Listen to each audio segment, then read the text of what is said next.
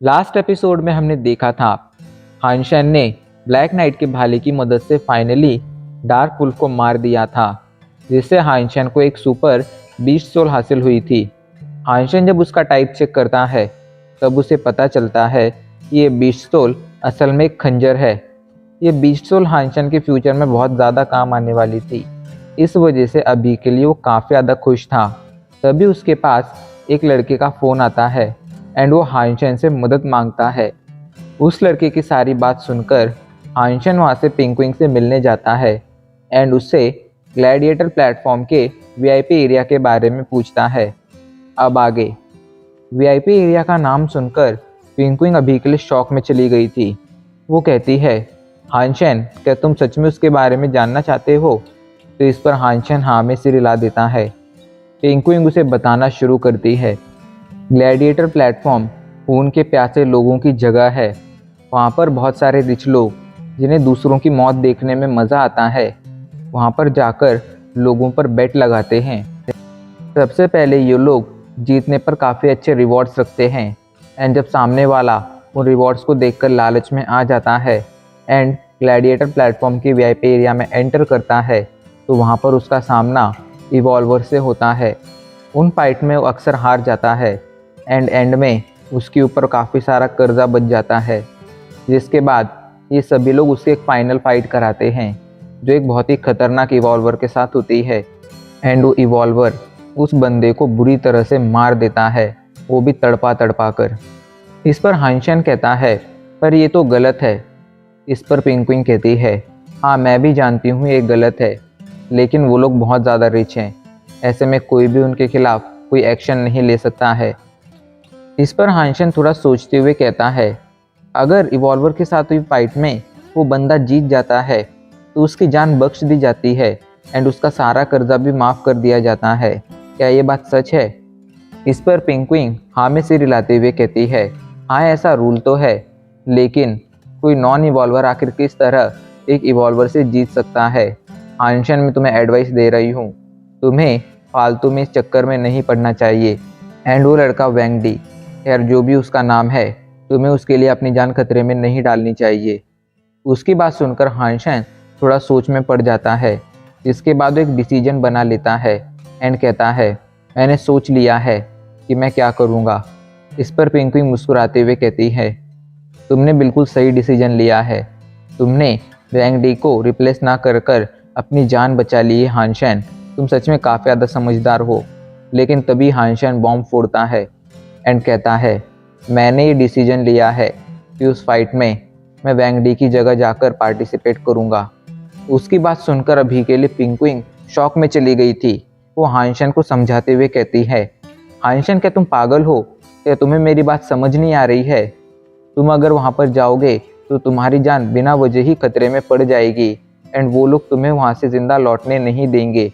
फालतू में तुम अपनी जान क्यों खतरे में डालना चाहते हो? एंड अगर ये सब सुनने के बाद भी तुम्हें उस फाइट को ज्वाइन करना है तो सबसे पहले एक वीडियो देख लो। ये कहकर वो हानशन को एक वीडियो दिखाती है। वीडियो में एक राक्षस जैसा इंसान एक नॉन इवॉल्वर से फाइट कर रहा था एंड थोड़ी देर तक उसे टॉर्चर करने के बाद वो इवॉल्वर, वो राक्षस जैसा इंसान उस नॉन इवॉल्वर का सर उसके धड़ से अलग कर देता है। इस वीडियो को देखने के बाद पिंकविंग को लगा था कि हानशन पीछे हट जाएगा, लेकिन हानशन तो मुस्कुराते हुए कहता है, क्या तुम कुछ ऐसा कर सकती हो जिससे फाइट में यही बंदा मेरा अपोनेंट बने? ये सुनकर पिंकविंग शॉक हो गई थी एंड वो समझाते हुए कहती है, हानशन एक इवॉल्वर है एंड बहुत ज़्यादा पावरफुल है। तो हानशन कहता है, जो भी हो पर मुझे कॉन्फिडेंस है कि मैं इसे हरा सकता हूँ। बस तुम मेरे लिए इतना कर दो कि कुछ ऐसा इंतज़ाम करो कि जिससे यही बंदा मेरा अपोनेंट बने। क्या तुम ऐसा कर सकती हो? इस पर पिंकविंग मान जाती है। अगले दिन ही उनकी फाइट थी। अभी के लिए बैटलफील्ड पर वो मोटा ताज़ा राक्षस जैसा बंदा खड़ा हुआ था। सभी लोग उसे चीयर कर रहे थे। उसका नाम आयरन मैन था। तभी वहाँ पर हानशन आ जाता है। हानशन को देखकर वो अजीब तरह से मुस्कुराने लगता है, जैसे कि उसे अपना एक नया शिकार मिल गया हो। कुछ ही पलों में फाइट शुरू हो जाती है। सभी के सभी अभी के लिए आयरन मैन को चीयर कर रहे थे। इधर हानशन जल्दी से खुद को फेरी क्वीन में बदलता है एंड अपना खंजर बाहर निकाल लेता है। हाइंशन तेजी से उस इवॉल्वर के पास जाता है एंड एक ज़ोरदार हमला उसकी गर्दन पर कर देता है। लेकिन हाइंशन का हमला लगने के बाद वो इवॉल्वर हंसने लगता है एंड हंसते हुए कहता है, तुम्हारा ये वेपन काफ़ी ज़्यादा पावरफुल है, पर ये मुझे नहीं मार सकता है। इस पर हाइंशन कहता है, तुमने शायद अपनी पावर कुछ ज़्यादा ही आंक ली है, यहाँ पर तुम गलत हो। एंड जैसे ही हाइंशन ने कहता है, अचानक से उस इवॉल्वर का सर उसके धड़ से कट जाता है एंड कटकर नीचे गिर जाता है। अभी के लिए बैटलफील्ड पर क्या हुआ था ये देखकर सभी शॉक में चले गए थे, लेकिन वो खून के प्यासे लोग थोड़ी देर में होश में आ गए थे। एंड अब आयरन मैन की लाश को देखकर वो लोग हाइंशन को चीयर कर रहे थे। इधर हाइंशन एक बात से अनजान था कि एक इंसान दूर बैठा उसकी इस फाइट को देख रहा था।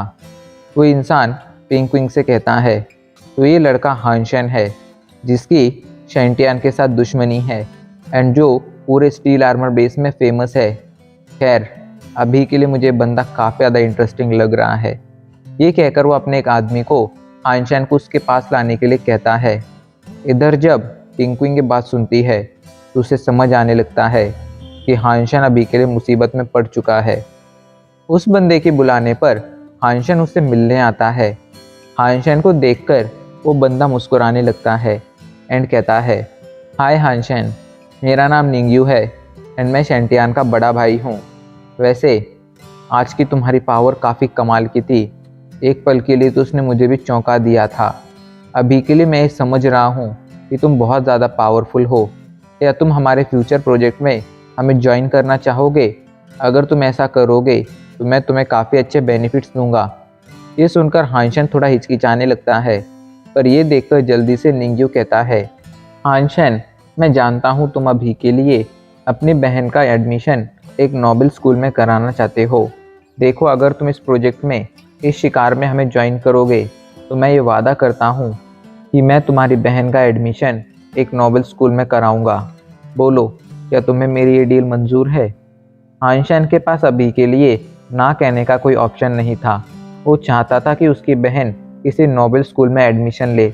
इस वजह से अभी के लिए वो मान गया था, क्योंकि वो अपनी पावर का यूज़ कर कर तो कभी भी अपनी बहन का एडमिशन किसी नोबल स्कूल में नहीं करा सकता था। इस वजह से अभी के लिए उसने निंग्यू की बात मान ली थी। अगले दिन ही हाइंशन वहाँ से स्टील आर्मर बेस चला जाता है, जहाँ पर उसकी मुलाकात जिंग्यू ग्रुप के कुछ लोगों से होती है। ये लोग सभी बहुत ज़्यादा पावरफुल थे एंड इनका लीडर यांग नाम का एक बंदा था। यांग को देखकर हाइंशन उससे थोड़ी बातचीत करता है, जहाँ पर हाइंशन को पता चलता है कि अभी के लिए ये लोग एक बहुत ही पावरफुल बीस्ट का शिकार करने जा रहे हैं। जिसके बाद लीडर यांग अपनी टीम के एक बंदे जू टिंग को कहता है कि तुम्हें किसी भी हालत में इस शिकार में हाइंशन को प्रोटेक्ट करना है एंड ध्यान रखना है कि वो इस शिकार में मारा ना जाए। अगर वो इस शिकार में मारा गया तो तुम भी मारे जाओगे। एंड हाँ, तुम दोनों ये ध्यान रखना कि तुम्हारी सेफ्टी सबसे पहले आती है। उसकी बात सुनकर जू टिंग जल्दी से यस सर कहकर तैयार हो जाता है एंड वो लोग अपना सफ़र शुरू कर देते हैं। 2 दिन के सफ़र के बाद वो लोग एक माउंटेन के पास पहुंच गए थे। लीडर यांग कहता है, हाइंशन, तुम और जू टिंग अभी के लिए यहीं पर रुको। सबसे पहले मैं और मेरे साथी जाकर उस बीस्ट को यहाँ पर आने का लालच देंगे एंड उसे यहाँ पर खींचकर लेकर आएंगे। जब वो यहाँ पर आ जाए तब तुम्हें उस पर छिपकर सिर्फ एक हमला करना है एंड फिर वहाँ से अपनी जान बचाकर भाग जाना है। याद रखना, तुम्हें दूसरा हमला करने की ज़रूरत नहीं है।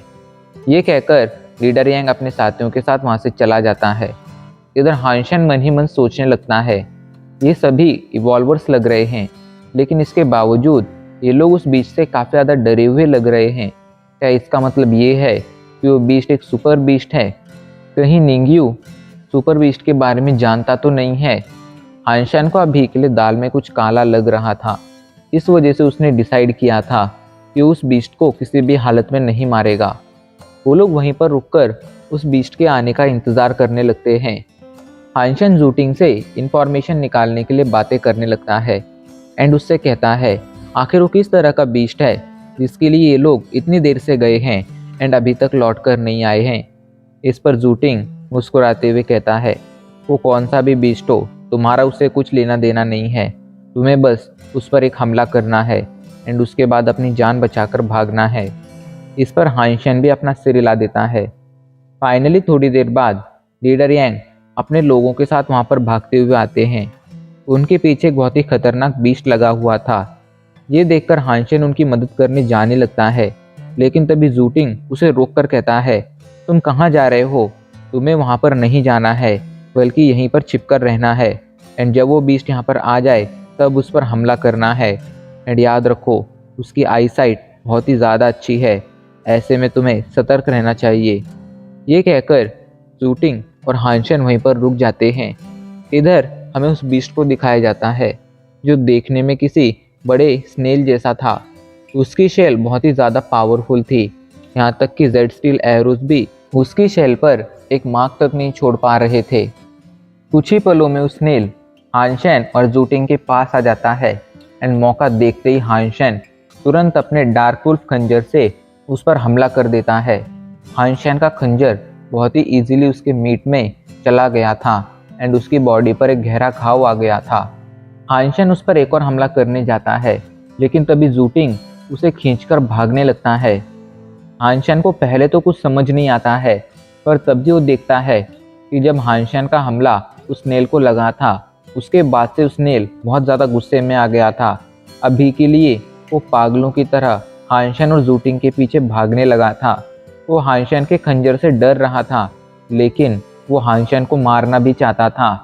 जूटिंग अपने बोज एंड एरोस के साथ उस स्नेल को उन लोगों से दूर रखने की पूरी कोशिश कर रहा था।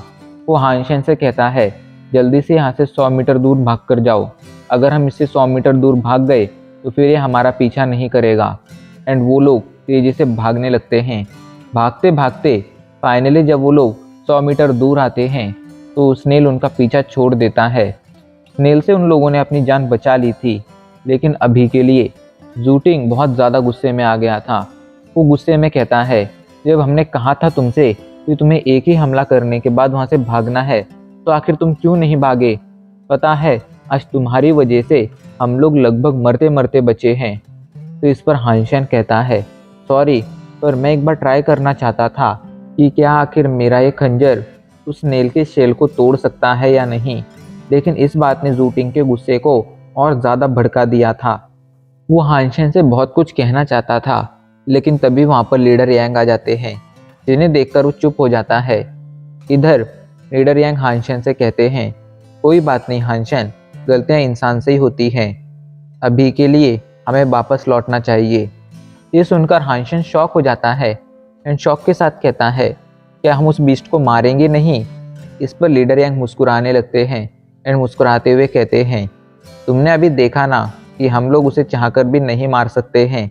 इस वजह से उसके पीछे टाइम वेस्ट करना कोई फ़ायदे का सौदा नहीं है। अभी के लिए हमें वापस जाना चाहिए एंड मिस्टर निंग्यू के अगले शिकार मिशन को तैयार करने का इंतज़ार करना चाहिए। तब शायद अगली बार हम उस बीस्ट को मार पाएँ। ये कहकर वो अपने साथियों के साथ वहाँ से जाने लगता है। हाइंशन अभी के लिए पहले तो कुछ समझ नहीं पाया था, लेकिन धीरे धीरे उसे समझ आने लगा था कि निंग्यू असल में बस ये देखना चाहता था कि आखिर हाइंशन का खंजर उस बीस्ट पर कोई घाव छोड़ पाता है या नहीं। उसका उस बीस्ट को मारने का अभी के लिए कोई प्लान नहीं था। एंड इस बात ने हाइंशन को थोड़ा चिंता में डाल दिया था, क्योंकि वो समझ गया था कि निंग्यू की नज़र उसके इस खंजर पर है। एंड ये कोई बिल्कुल भी अच्छी बात नहीं थी। उन लोगों के साथ हाइंशन वहाँ से लौटने लगता है। रात हो चुकी थी। अभी के लिए वो सभी लोग एक जगह पर रुककर रेस्ट कर रहे थे। जूटिंग ने सभी के लिए मीट रोस्ट किया था एंड सभी लोग उसी मीट को खा रहे थे। लेकिन जैसे ही सभी लोग उस मीट को खाते हैं तो एक के बाद एक वो सभी लोग बेहोश होने लगते हैं। हाइंशन भी जब उस मीट को खाता है तो उसे उस मीट में कुछ गड़बड़ लगती है, लेकिन गड़बड़ लगने के बावजूद हाइंशन उस मीट को खाना बंद नहीं करता है, बल्कि खाना जारी रखता है।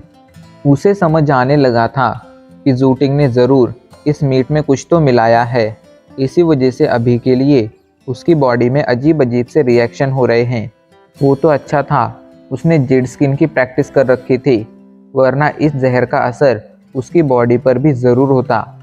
हाइंशन काफ़ी देर तक जब वो मीट खाता रहता है तो जूटिंग को लगता है कि हानशेन फाइनली उस पॉइज़न के असर में आ गया है।